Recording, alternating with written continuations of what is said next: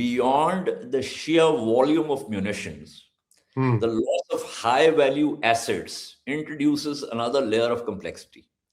The destruction of two advanced US radars, the AN/FPS 132 in Qatar and the AN/TPS 59 in Bahrain, highlights a problem where the total weight of the mineral bill is less of a concern than the extreme fragility of the supply chain and the extensive timelines for replacement. अब ये timelines क्या है replacement की? कि ये जो AN/FPS 132 है, it will take 5 से 8 साल लगेंगे Raytheon को कि वो $1.1 बिलियन की कीमत के ऊपर नया रेडार जो है वो तैयार करे। इसी तरह लॉकहीड मार्टिन जो है उसको 12 से 24 महीने लगेंगे और उसकी जो कीमत है वो 50 से 75 मिलियन डॉलर होगी ये AN/TPS 59 को रिप्लेस करने के लिए।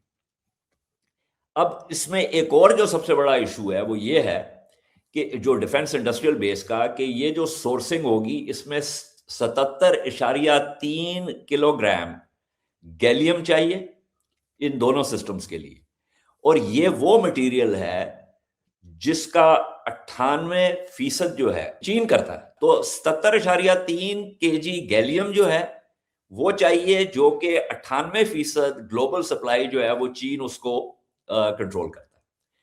और ये अब 30,610 केजी जो है इसके अंदर तांबा चाहिए, कॉपर, और ये भी वो जो कमोडिटी है जिसकी already there is a surging demand from the technology sector.